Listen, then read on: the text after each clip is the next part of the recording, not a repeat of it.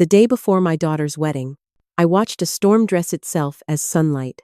We were at the Whitmore Hotel in downtown Atlanta, on the 31st floor where the windows pretended the city was something you could cradle in your palms. Magnolia arrangements leaned against gold mirrors, napkins folded like small birds, and a crystal chandelier scattered prisms that climbed the walls and settled on people's cheekbones.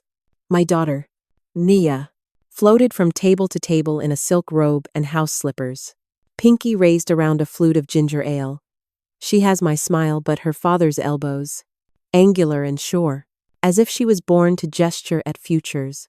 Her fiancé, Carter, carried the glow of a man accustomed to doors, opening before his knuckles reached them.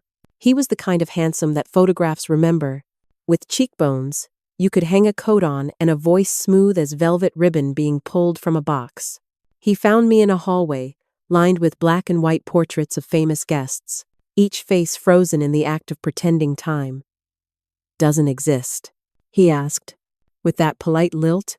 If we could speak without the orchestra of bridesmaids in earshot. I followed him to the service corridor, where the carpet thinned into concrete and the air smelled of lemons and secrets. He didn't bother with pleasantries. Ms. Rhodes, he said, and my last name sounded like a stain he'd been trying to scrub out. You've been very present. Nia and I need a clean start. The perfect gift would be your absence. From the planning, from the home, from our lives. For a heartbeat, even the building held its breath. I stared at a blinking red fire alarm and counted to 10. A habit learned from raising a daughter through the tempests of adolescence and the uncertain peace afterward. I thought of all the ways Black women swallow their heat so the world doesn't choke. And I swallowed mine. If I disappear, I said, words folded carefully, to be certain you know what voids invite. He smiled the way men smile when they think they've taught you something. A quiet one, he said, and his cologne reached for me like a hand. I've been many things in this life: Sunday school alto, nursing assistant, bakery cashier, literature student who left college to pay rent, then local radio voice fiercely known between midnight and 4 a.m. as the midnight siren. Mother has been the only name. I never tried to hang back on the rack. For 25 years I'd loved Nia the way sunlight loves the side of a house. Every day I arrived, whether anyone noticed or not. And yet, standing in that corridor, I understood a strange truth. Sometimes the only way to be the mother your child needs is to disappear on purpose. Not to abandon, but to allow daylight to flood a room where shadows were pretending to be furniture. I nodded, as if he'd handed me a grocery list. And the night kept moving. I drove home under a sky that felt like slate and promise. My condo smelled faintly of sage from the morning I'd burned a bundle, whispering to the corners that they could release whatever had taken lodging there. Every shelf in my living room tells a story. In the far corner, a framed poster from my first night on air, the red on-air bulb captured in the shot like a blood orange against the dark. On the coffee table, a fan letter from a woman who said my voice kept her from stepping off the wrong ledge of a midnight. On the mantel, a photograph of 12-year-old Nia in a choir robe, mouth open wide, believing her small body could build a ladder to heaven. I made tea and sat on the floor with a legal pad while the kettle's last sigh found its way into the tiles. If I was going to disappear, it needed to be surgical, not theatrical. Carter's mistake was thinking my silence would be a hallway he could walk without consequence. What he didn't understand is that apology and proof live closer than breath on a mirror. And I had breath. For months my antennae had hummed. Not because I'm prone to distrust, but because I've spent enough nights at a radio station answering calls from women black, brown, white who mistook control for care. Men calling from block numbers to ask if I could play something that would make her remember. As if a song could obligate a heart. I listened for patterns. I archive tone. I keep stories in a ledger of the body. Carter loved in spreadsheets. He tracked Nia's calendar. Her meals, her miles. He called it optimization. I called it the slow choke. The first time he corrected her in public, he did it with a joke. The second time, he offered to fix her resume. The third time, he said her laugh was a touch loud. And the fourth time was when I started saving things. The text messages he sent her for her own good. The emails to relatives, explaining why access to the guest list should go through him. A voice memo of him on speakerphone one afternoon, when he told my daughter that marriage works better when wives face the same direction as their husbands. I have never been a courtroom, but that night, I assembled an exhibit. I called my producer at the station, an old head named Dwayne who's seen enough to walk calmly through a thunderstorm. I told him I needed a special segment ready to run, scheduled into our automation system. One that would stream privately to a page only accessible through a QR code, and would go live at exactly 6:47 p.m. The next evening, he didn't ask why. Dwayne knows my voice has architecture behind it when it lowers. You bring the roof? He said. I'll bring the lightning rod. When the tea cooled, I recorded. I sat in my pantry with quilts tacked around me for sound. And I spoke to a future that was already rolling downhill. I told a story about a city of glass where men taught women to fear their reflections until the only mirror they trusted was the man's face. I layered in music like Pulse. And between my words I braided the receipts clipped audio from a podcast where Carter bragged about the psychology of compliance. A woman's voicemail to my show that came 6 months ago about an investor who charmed her church group, then disappeared with their money. She never said his name on air. She said it on the call to me. And the small, shaking audio of my daughter apologizing to me for missing Sunday dinner because Carter thinks I need to align my priorities. I didn't include furry. I didn't need to. I included truth. Then I wrote a letter to my child. It was 2 pages long and written like a lighthouse. Not a verdict. I told her what love had done to me when it was wrong and what it taught me when it was right. I told her that a woman's laugh is a map, and that any man who tries to redraw it without her hand on the pen is not building a life. He's building a prison with better drapes. I told her I was disappearing for a day, maybe 2. Not because she had chosen a man over me, but because I wanted her to hear her own footsteps without my shadow walking beside them. I put that letter into an envelope, the color of sunrise, and slid it under her apartment door at 3 a.m, and then texted her that I loved her, and to check the floor before she checked the mirror. After that, I packed a bag and drove to my aunt's shotgun house in Cabbagetown, where the walls smell like cornbread and cigarettes, and the saints she keeps aligned on the windowsill. Aunt Vi answered in a headscarf and a t-shirt with the word hush in glitter. She let me in like it was late summer, and I was a 10-year-old with skinned knees. She made room in the guest room without asking which of my ghosts needed extra blankets. Then held my face in both hands and kissed my forehead. The Lord likes truth more than spectacle, she said, and went back to bed. Morning broke like a promise that had been kept a long time ago. The city was all brass and glass and bus brake squeals. People in black athleisure with coffee. A man on a corner selling flowers from a clean white bucket. I walked to the station under a sky, the color of a communion dress, and stepped into the lobby, where a security guard raised his chin at me, like we were in a conspiracy. The whole day moved like one long inhale. I checked the automation again and again. Touched the waveform on Dwayne's screen like it might shift under my finger. I didn't text my daughter. I didn't call. Disappearing is a discipline. By late afternoon, the Whitmore had become an orchard of satin. I did not dress in mother of the bride finery. I wore black slacks, a blouse, the color of the inside of a plum, and flats. I pinned my hair up high and slick, so my face was bare to the world, because I wanted no softness to be mistaken for indecision. I arrived at the hotel through the catering entrance, nodded to men balancing towers of plates, and slipped up the service elevator to the mezzanine. From there, I could see everything through a wall of tempered glass, the arch made of baby's breath and orchids. The aisle rolled out like a future. The string quartet with bows raised. The groom waiting, immaculate.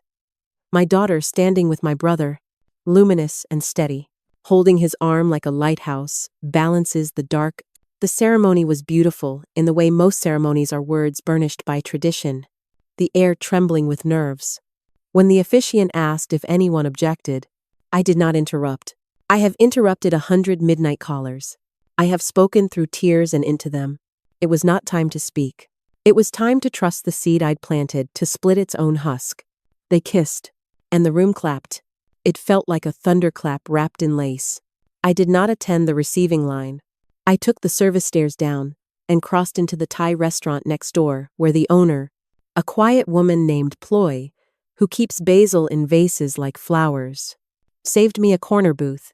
I watched the Whitmore's ballroom through the window's reflection and held my phone on the table like a small, expectant bird. They did the first dance. They cut the cake. They toasted. It was 6:43 when I sent the text to the bandleader, a kid named Jax. I'd mentored through a bad patch 2 years ago. Now, at 6:45, the Wi-Fi network, named For Love, only went live. At 6:60, the QR code, printed elegantly on each table's place card. A code I had somehow convinced the planner to include as interactive song requests for the happy couple, opened to a page with a single button. It read, simply, play. The first thing they heard was a heartbeat. My mother's kitchen clock sampled and looped until it became something the body understands before it translates. Then my voice, intimate as breath in the space between two ribs. Good evening, I said. You don't know me, but you know a woman who laughs like an open window. Somewhere between the salad and the salmon. A hush took the room by the throat. Phones tilted up in little constellations. The chandelier threw rainbows onto wrists that suddenly felt like wrists and not chandeliers. I didn't name anyone. I told the story about the city of glass and the man who collected mirrors. Then I played the audio of Carter saying, in a podcast recorded 9 months ago, the trick is to get them to think compliance is kindness. I let my voiceover ride gently on top. Language is a house. Notice who's in charge of the doors. I played the voicemail from the woman whose church group had been persuaded to invest in a startup promising ethical influence, a startup registered under Carter's former LLC, which I filed documents for on a thumb drive with a timestamp and a notary seal. I played the simple sentence my daughter had once whispered into my neck when she thought I was asleep. I'm so tired of asking permission to be myself. No one needed names to feel the shape of this thing. People know the geometry of harm, even when they pretend to be strangers to it. The room did not erupt. It melted. Voices slipped into a low tide of murmurs, then dropped away altogether, as if the building remembered it had always been made of quiet. Across the glass, I saw women look at each other with faces that said, I remember. I saw men look at their hands like they had never been hands before. I saw the groom freeze, then laugh, then turn his laugh into a scoff, then scan for an exit. He glanced up toward the mezzanine and didn't find me. I wasn't where he left me. That matters more than anything. I watched my daughter. Her face did not change at first. Then it did the strangest, bravest thing. It opened. You can't practice that. You can only recognize it. She set down her champagne without looking away from nothing in particular, and put her palm over her heart like someone listening through a wall. When the track ended, my voice did not tell anyone what to do. I had already done the only thing a mother can do after the light reveals dust. I had switched the lamp on and moved my hand. I didn't see the rest through glass because I finally stood up. I walked into it. The air in the ballroom felt like rain right before it commits. Carter moved toward my daughter. Lips curved into that sculpted empathy men practice in the mirror. I arrived at my child's shoulder with the gravity of a tree. I did not speak to him. I spoke into the space my daughter and I have always shared. There is a letter for you at home, I said. If you want to read it now? My car is out back. She didn't look at him. She looked at me with a gaze that traveled 25 years and arrived in the body age had given it. Then she took off her shoes and carried them. There's a sound when a room exhales. We walked through it. No slamming doors. No declarations. Just feet on carpet and then on concrete and then on the street as the sky decided to become evening. We didn't speak in the car. The city did the talking. Neon and bus lights and a saxophone somewhere. We couldn't place. At her apartment, she found the envelope and sat cross-legged on the rug like a child preparing to assemble something. She read without moving her mouth. And then she did cry. Not the keening of grief, but the letting go cry that cleans out corners. She thanked me without words, and then with them. She told me the ways control had crept in, how it felt like safety until it didn't. She confessed how slowly she had stopped asking herself questions, because his answers arrived so quickly dressed in certainty. We do not always know the line between comfort and erasure, until our own reflection blurs. That night, Nia slept at my aunt's house with me. Aunt Vi made tea in the rosiest cups and set biscuits on a plate like peace treaties. In the morning, sunlight found its way down the throat of the hallway and through a rectangle across the guest bed, right onto my daughter's face. She woke up laughing because the world had the audacity to keep being beautiful. She called the Whitmore. She arranged to return the dress and ask the hotel to donate the food. She would deal with the annulment quietly. She texted Carter to inform him that there would be no more conversations, and she blocked the number. She washed her hair herself, slowly, and the steam fogged the bathroom mirror until neither of us had to see our faces. Later, in my small station with the posters and the plant, I always forget to water. I opened the phone lines and spoke into the dark that has always been my congregation. I told them a story about the difference between silence and disappearance. I played music that sounded like decisions. The board lit up like rain on a windshield. People told me about the moment they left, about the moments they didn't, and wish they had. Men called to say they recognized themselves in a mirror they didn't know had been hung up for them. I walked out of that shift carrying a sack of strangers' trust and feeling the weight like purpose. News travels through a city the way perfume does. It shouldn't be there, but it is. I heard, because people tell me things, that Carter triaged his losses as if they were quarterly reports. He wrote statements. He smiled in interviews about misinterpretations. But there are rooms that don't let you back in. Once a certain kind of truth sits down and stays. I saw him once months later, on Peachtree, his name floating above him like a ghost. He couldn't convince anyone to ignore. He didn't see me. That was the exact portion of my life I wanted him to have. Nia moved through grief the way a river rounds a boulder, not by fighting it, but by making a new path. She returned to her design job and negotiated her salary up with a steadiness that forced the room to recalibrate. She took a boxing class and learned what it feels like to be unafraid of her own fists. She started humming again when she cooked. Seeing her do small things with unadorned joy felt like watching a house open windows in spring. We did not become saints in the process. We argued about closet space when she stayed with me too long. I said the wrong thing one afternoon when she came home with a new laugh I didn't recognize, and my fear put words in my mouth before my mercy could edit. She told me to trust her, and I learned how to do that all over again. Spring became summer, became an Atlanta heat wave that made the street shimmer like it was, remembering being a river. My show added a Wednesday segment called Second Light. It was not a foundation or a nonprofit, though we eventually sprouted both from the seed. It was a ritual. Survivors called in with the sentence they wish they had heard before the room got small. Elders called to place hands on heads across distance. 2 weeks in, a woman sobbed quietly on air and said she was sitting in a parking lot with the car and drive. I stopped. She whispered. I put it in park. I heard you, and I stopped. Dwayne turned his chair, so I could see his eyes do that bright thing men's eyes do when they remember their own softness. One Sunday, Nia and I drove to Tybee and let the ocean say everything twice. We said our own vows to each other on a pier that needed repainting. To knock when the other has closed a door. To leave saucers of milk for the cats of memory. To choose questions over the silence that makes villains of us. On the drive home, cicadas discussed politics with the trees, and the freeway's long ribbon unwound like grace. Months passed. The city kept dancing and dying and being born again. Nia fell in love with a woman who loved her like a lighthouse, loves a storm by standing steady without demanding sunshine. I learned a new way to be a mother who didn't keep the house's lights on out of fear, but out of welcome. Carter became a footnote in a book we wrote to stop ourselves from slamming covers shut. The QR code from that night became a paper crane I kept in a desk drawer. I sometimes unfolded it to remind myself that the body knows where to bend. Here's what I know now in a way I didn't when a man asked me to evaporate. Disappearance is not silence. It is strategy. Sometimes a mother has to step out of the frame so a picture can be seen clearly.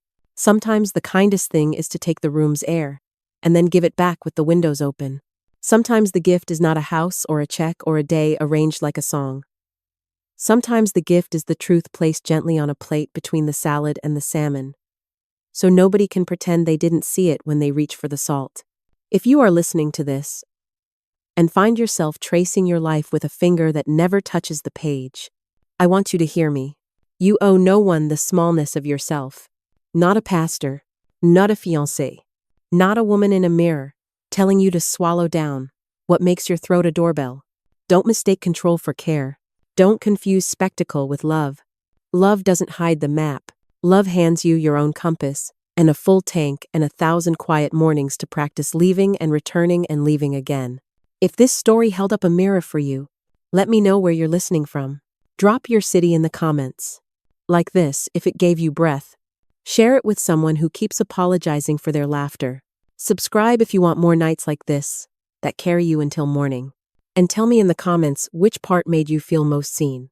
We're building a porch here. There's room.